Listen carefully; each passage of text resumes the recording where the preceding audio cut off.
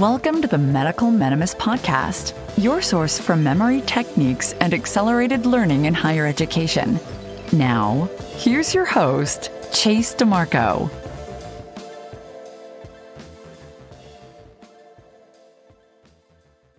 Today, we are joined by Dr. Eric Gantwerker, who's an assistant professor of medicine at Loyola University in Chicago. He has a master's in medical education and is the medical director of LevelX, which provides video games to improve physician clinical decision-making skills. Some of these games include CardioEx, PulmEx, AirwayEx, and GastroEx, and these can be used to hone physician procedures and skills. Today, we'll discuss how medical games can increase physician and medical student abilities and expertise. Eric, how are you doing today? I'm doing great. The only thing for you is I'm an assistant professor of otolaryngology, not medicine, but I'll take it. That's totally fine. Sorry, I must have gotten that somewhere else. Yeah, no, that's okay. I'm doing great today. How are you? I am doing great. It's going to get a little warm today. It's getting into the summer heat in Florida, but I think I'll be able to survive. Maybe. Maybe, exactly. It's actually almost in the 60s in Chicago today. It's actually really, really warm. I'm jealous. If it weren't for the whole coronavirus thing, I'd probably be trying to travel somewhere else a little cooler during this part of the year. But absolutely. Yeah, let's go into a little bit more about you. You have this medical education background. You're an assistant professor, and you have these games coming out that are really interesting. I played them about a year ago. And what led you into this in your educational background and direction? Yeah, so I always had an interest in teaching and education in general. After I finished my training, I did my fellowship in pediatric otolaryngology in Boston. I stayed on and got a master's in medical education, and my specific interest area was in educational technology, the cognitive psychology of learning, and educational research. So that was sort of the focus of my master's degree. I had some opportunities to advise for a couple companies that were doing some educational technology type things, and those really sparked my interest. I had an interest in games for learning as well and took some classes while in Boston. I sort of focused on that and did some reading and thought it was a huge opportunity. And luckily, one of the companies I advised for was in that space. And so I started out as an advisor for LevelX about 4 years ago, and then came on as the medical director back in March of 2018 and continue in that role while practicing clinically about 50% of the time. Wow, that sounds so fun. And anyone that's a fan of the show knows that I have an education background in educational psychology. We have a lot of cognitive psychology experts on too to explain how to best learn, how learning how to learn actually works. And I really appreciate that you have this background too when tackling the gamification aspect of this medical training.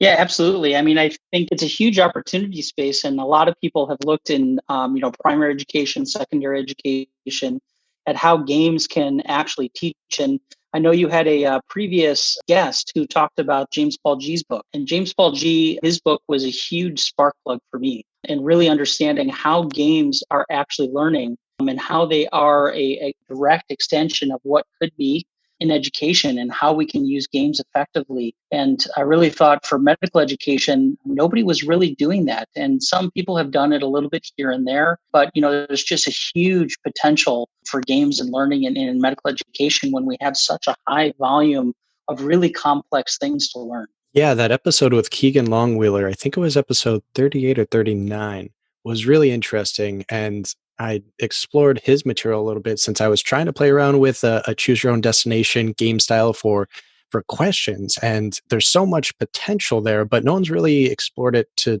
too much extent, I guess, except for you guys in the medical education field. That book is still on my to-do list. I'll have to get that you got to read it. It's fantastic. There's very few times you read a book that changes the way you think about things. And James Paul G's book changed the way that I think about domains.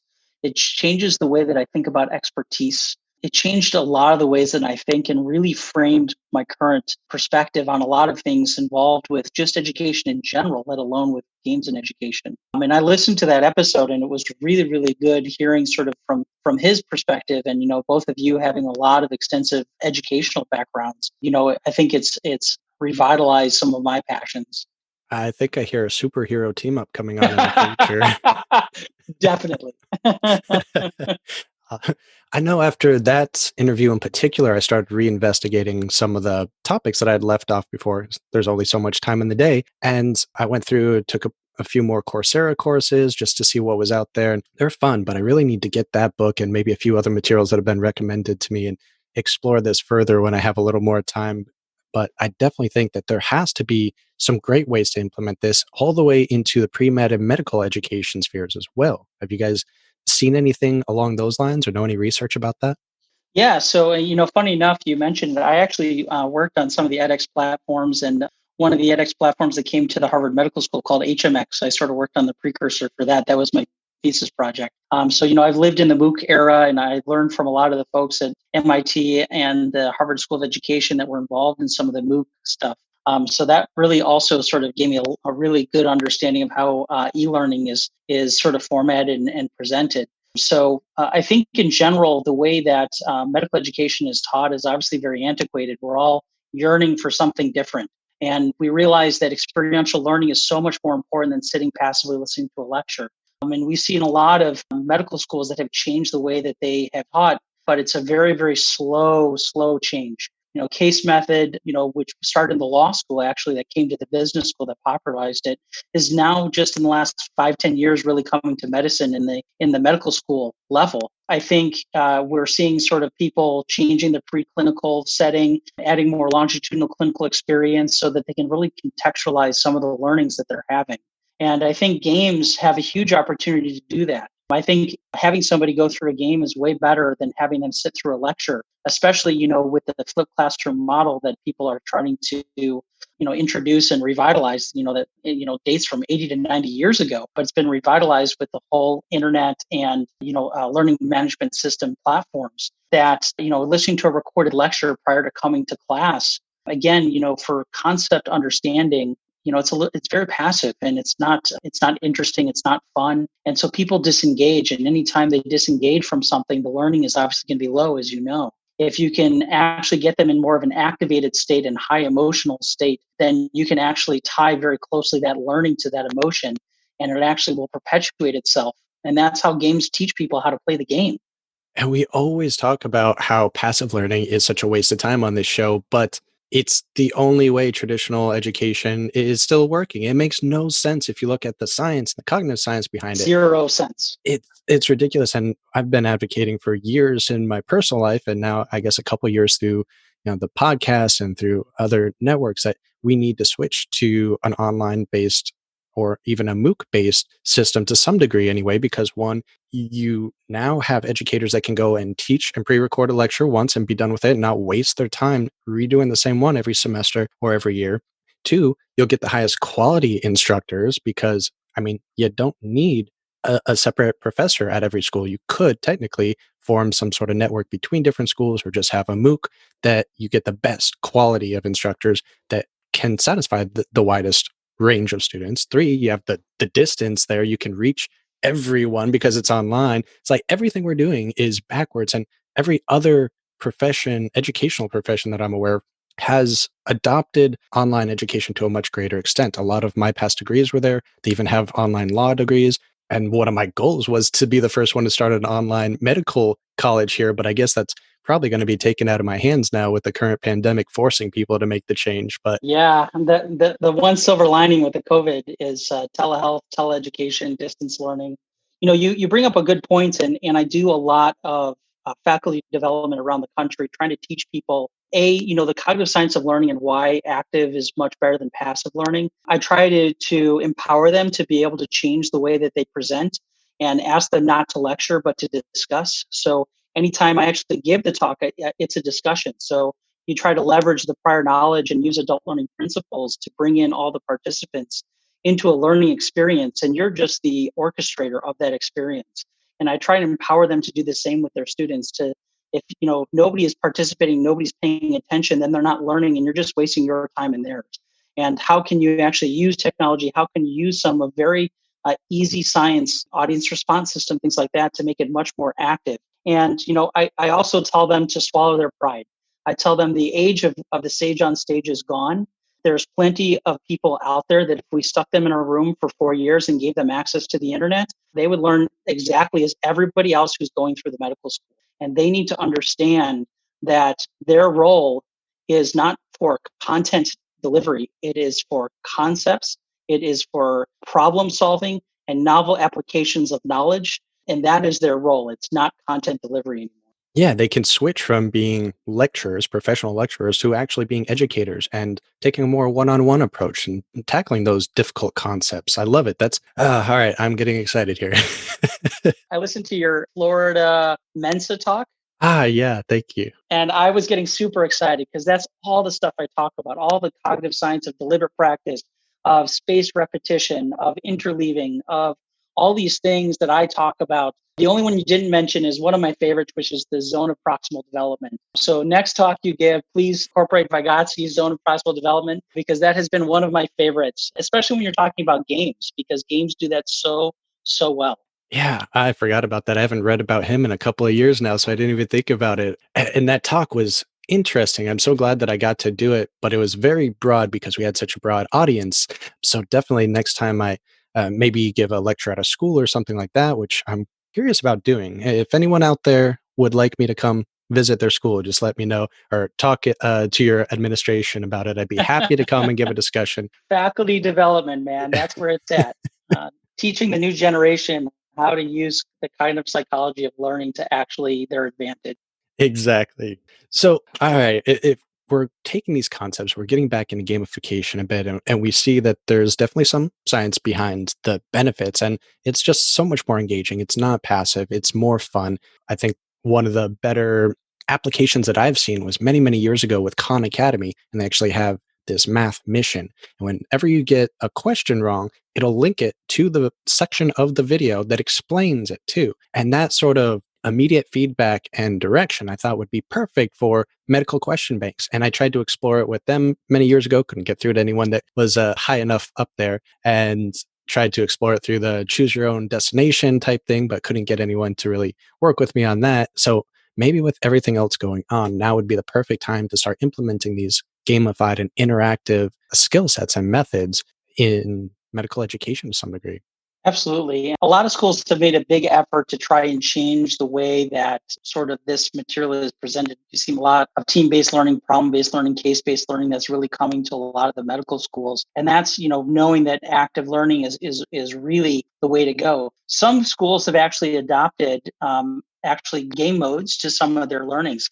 I have a really good friend who's a tenured professor at UT Dallas who built a mod for Minecraft. It's called Polymer Science. So within Minecraft, they can actually build the machines that process the different petrochemicals. And actually they can see and understand as they build these things. It's a very constructivist model. They can actually understand how the chemicals are derived from each other, and all using Polycraft that he created. He's published on it. It's fantastic. If you guys haven't heard about Polycraft, I strongly recommend looking at Walter's group. The other is there was a group at the Harvard School of Education that made something called EcoMUVE. EcoMUVE, MUVE, was a ecology learning platform that they used, and MUVE stands for multi-user virtual environment. And so what they tried to teach, and I think it was an undergrad class, they tried to teach ecology and how the inter effects of different systems are on each other in the ecosystem.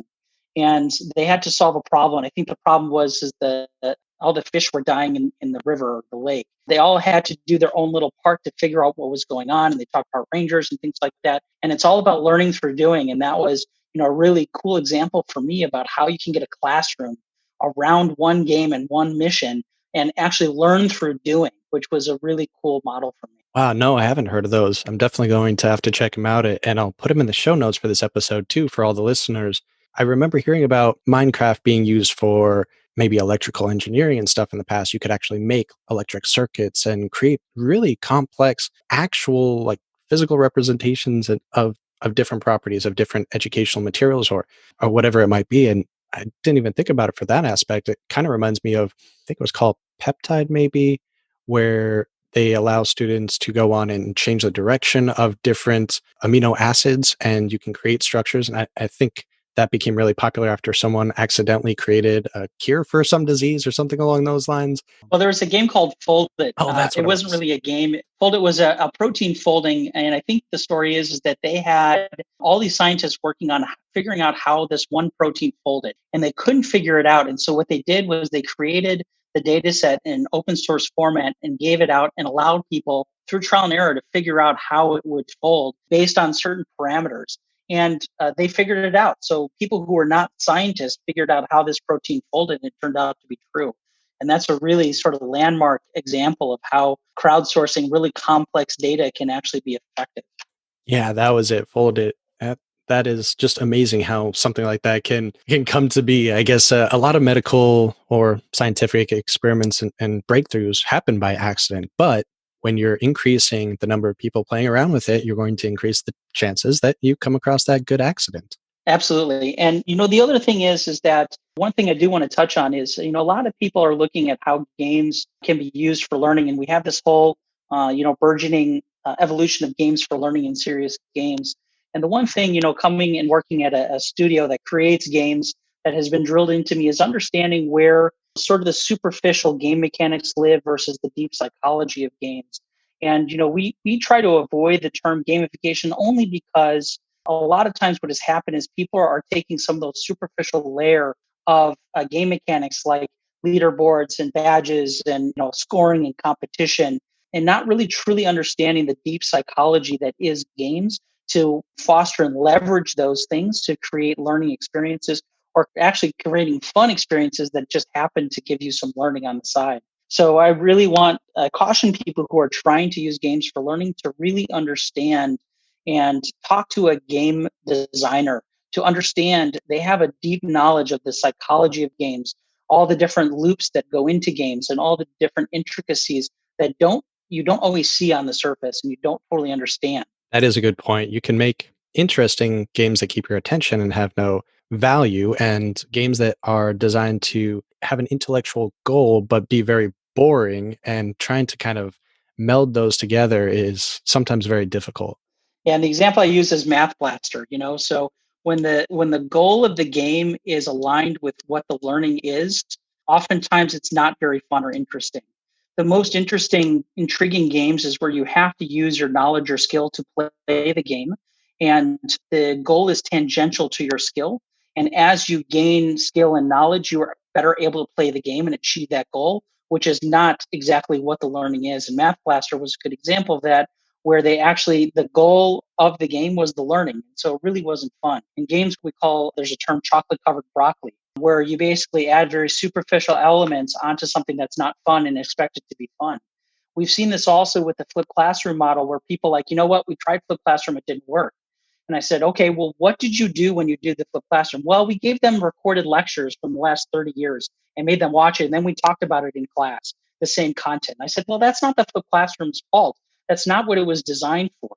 That the same thing happens in games. People say, well, we tried games and they didn't work. Okay, well, tell me, what did you actually do? What was the model? What did you actually try to achieve with this? And what were the goals? And games do a really cool thing where they give you interesting choices, give you immediate feedback on the result of that choice, and then allow you to go back and make a different choice. And that is something that needs to be harnessed when we're in games, is that rapid trial and error and giving feedback just to be able to allow them to learn how to play and use their skills and gain knowledge and skills as the game progresses, and not make it obvious. Yeah, that is definitely a difficulty. And I think I find in the research a lot when it comes to flipped classrooms, when it comes to mnemonics for studying, when it comes to a lot of these more, can't think of the term right now, they're more difficult to test, or they are often set up incorrectly. And then it develops this conflicting evidence. And it's not necessarily the researcher's fault all the time. They just either didn't have the expertise, such as often the case in medical mnemonics, for instance. It's a skill that needs to be developed before you can try to test others on it. And I guess in those types of classroom settings, they're good at certain classroom settings, the traditional classroom, but they're not experienced necessarily in how to make an effective flipped classroom. So we get this confluence of conflicting information, and it can make a lot of people hesitant to try to experiment with implementing these more efficient learning styles and environments. And one of the things you've talked about in the past is the idea of deep understanding. And I think that comes from not having a deep understanding of what the goal and the power of flipped classroom can be. And the same thing with games. They just don't have a deep understanding. And so you either need to get the knowledge yourself, or you need to hire somebody like an instructional designer or a game designer to actually help you with designing for effect, essentially. Agreed. It's just like mentorship in any other field. You need someone that knows more than you to make sure you're on the correct path and not straying or not confused about a certain subject. And I have to wonder then, with all these technologies that we're talking about, what can a student maybe do now to improve their studies? Is there anything out there that you're aware of that they can maybe implement, or any gaming technology that they should try to look into? Yeah, I mean, there's a lot of different opportunities, and sometimes it gets conflated between sort of e-learning or online learning resources and what actually is a game. That's always a huge discussion. That is this a game or is this just an e-learning resource? A lot of learning management systems versus something else that's available out there. I'd like to take a quick moment to announce that the Online Medical Education Summit tickets are now available. So get your free tickets at freemeded.org/OMES. Tell your friends about it. Tell your teachers about it. Tell anyone that would be interested in this medical education materials about this event. It's going to be a fun, free event where you can come and listen to our many expert lecturers, discuss any questions you might have with resources out there, such as Picmonic, such as Kaplan, and tons of other online resource materials.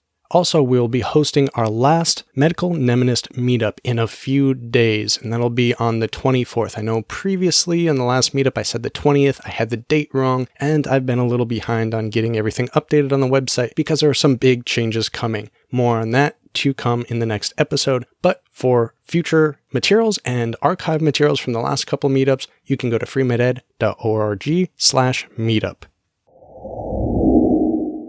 I think, from a medical student standpoint, there's so many resources. I think one of the biggest problems you have is actually paring down the resources and the sources to be able to get best information. I think that there are some good question banks. There's some good online drawing sources. I forgot, I'll think of the name and I'll get it to you. There's one where they can actually go through little animations for learning complex principles. And, I think that using some of those principles of actually trying to draw out your thoughts. So I've seen a lot of people do that on their own. You don't need any kind of software to do that. You talk about mnemonics and, we always talk about microbiology made ridiculously simple.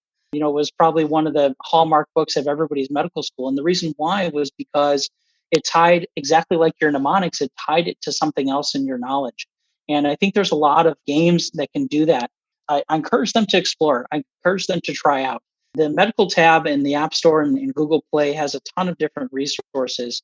And I know for our boards that there's a lot of question banks that people are using. Negem Plus, actually, the New England Journal of Medicine has a Knowledge Plus that's actually a AI platform for learning. So it actually dynamically serves content to you based on your performance. You're going to see a lot more of these games and or resources where they're using machine learning techniques to actually dynamically drive content. In that sense, it's customized to you. But I'm sure a lot of the medical students know a lot of these different resources. Our games are really cool and interesting because they have a totally different take on it. We believe that using the deep psychology of games and using sort of the high-end visual abilities from all of the game software that sort of has blended with almost the movie software really makes for really fun and engaging games. Right now we're really clinician focused, trying to really, change the way that people can demonstrate their skills, have fun, and learn something on the side. But, we have a lot of medical students that use our platforms to learn and to play around. So there's a lot new and fun stuff coming down the line from us. That sounds awesome. I know your games definitely are on the higher end of the visual spectrum. We played Microbe Invaders when I was in my first year of basic sciences, and that's like Game Boy style graphics. There's Habatica, which is really for habit formation and goal setting, but it's very similar pixelated graphics that are fun to use. You could start a guild with your friends or with your class or your teachers and do missions together. What else is there? There's also There's Body VR. They have a big group. And then there's another game where you're like an intravascular thing and you're actually shooting enemies. Games are really good and high visuals are really good for things that you can't see with your naked eye. And so if you can understand how complex principles are in some kind of visual environment, I think it really, really helps, with the multimodal learning that you've talked about in the past and the dual encoding. If you could have a visual representation and actually interact with it, I think that it solidifies a lot of these really complex things like immunology and microbiology and things like that. For my experiences anyway, your games definitely have the high-end graphics to them, we'll say. Is that intended to impact the actual learning environment, or is there anything behind it that you guys are aware of as far as associating the graphic quality to the learning? That's a great question. There's a lot of discussions around fidelity and learning. And it really comes down to, it depends on what you're using the graphics for. There's a lot of task specific things that you can teach with low fidelity models. And the simulation environment, the simulation literature is pretty rife with saying that, some high-end fidelity actually detracts from learning. The way that we use technology and the way we use our graphics is, there's not a huge cognitive load that's involved in interacting with those things. We talk about cognitive load when we're talking about VR and AR, and we as a company try not to use high-end hardware like VR and AR unless it actually is integral to the experience. We don't use technology for technology's sake. And so fidelity, we use it a lot as a curiosity factor. So when we're talking about motivation, when we want people to look at our stuff, we want them to be wowed. We want them to be engaged. We want them to want to engage in this environment. And sometimes those pixelated things don't lend themselves to deep engagement. So it's a curiosity motivator. It's a demonstration of our expertise and the expertise that comes from the game's software and our techniques. And remember, all this is running on a phone. So we have, super high-end graphics that you can't get on a 200,000 simulator, and it's on your phone running in real time. All of our games have real-time physics running in the background. So we have fluid simulation, we have soft body simulation, we have all these custom things that you don't really appreciate on the surface that are running all in real time on your mobile phone. So I think we use high-end graphics for a multitude of reasons. Number one, we can. Number two, we think it's really interesting and it really drives up the motivation to want to play our games. And we think that it actually adds to your intensive engagement within the platform because you really feel like you're in the airway when you're playing PulmEx. You feel like you're in the colon when you're playing GastroEx. And so I think it's really this deep, engaging environment. We think that it really adds to that experience and that interest and motivation to keep playing. Okay, that makes a lot of sense. This is in both Android and App Store. They can just go and type in LevelX and all the games will show up, or do they have to search for each one independently? So you can either put LevelX in, it's LEVEL space EX, 2 words, and you'll see our 4 games. And we come out with new content and new specialty areas all the time. So keep your eye out. We actually just relaunched our CardioEx game today. So you'll actually see a totally new revamp and much more abstraction. And we've added sort of what we call outer loops to the game. So there's actually some goals, again, that are not directed at learning. They're more directed at creating a fun experience. And that's really what we're trying to do. Or you can actually search for them individually as AirwayEx, GastroEx, PulmEx, or CardioEx. But LevelX should bring up all of our titles. Great. That's easy to search for then. I know we've covered so much and I could probably think of 100 other things to discuss. We might have to do a part 2 of this sometime in the future. I was going to say, I'm more than happy to do a part 2. Do you have any other parting resources or recommendations for the audience? We have to be cognizant of the environment we're in right now with the coronavirus pandemic and everything that's going on. We are going to be releasing some free content for COVID-19 for learning safe airway management, diagnosis, maybe some treatment and management type stuff. I think, everybody is really yearning for a lot of COVID content. You're seeing a lot of companies releasing free content, and I think that's a fantastic thing. And so students and residents, fellows, attendings, whoever you are, there's just a plethora of free resources right now. So I encourage you to explore. Now's your time when you can actually see what's out there and what's interesting and what draws your attention and what's something that you want to engage with. I encourage you to check out some of these other resources that Chase is going to post about some of the games that we've talked about. I really ask people to play around with it. Now's a really cool time to do it yourself. We talked about Twine in the past. We started using Twine. I use Twine in some of my talks to create interactive cases. I think Unity is a free resource that you can actually teach yourself. There's actually free resources on premium learning for Unity right now. So you can actually teach yourself Unity, which is the game engine that we use and a lot of independent gamers use. And you can actually make your own game, whatever it is. The process of creating something is the learning. That is where you learn the most, is creating something using your knowledge. And I encourage you all to do that. I love it. I love it. Well, hopefully you guys will start coming out with some medical student materials in the near future. And, if you need a little help, wink, wink, nudge, nudge, I'm here for it. For sure. Absolutely. That's my hope and long-term goal is to create content that's scaffolded for every level of learner.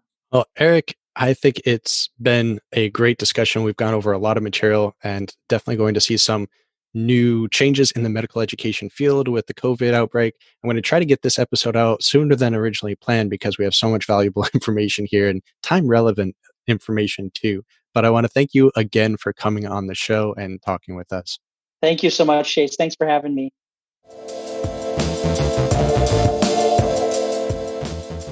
Have you hit that subscribe button yet? If not, how else will you know when the great content from this show comes out?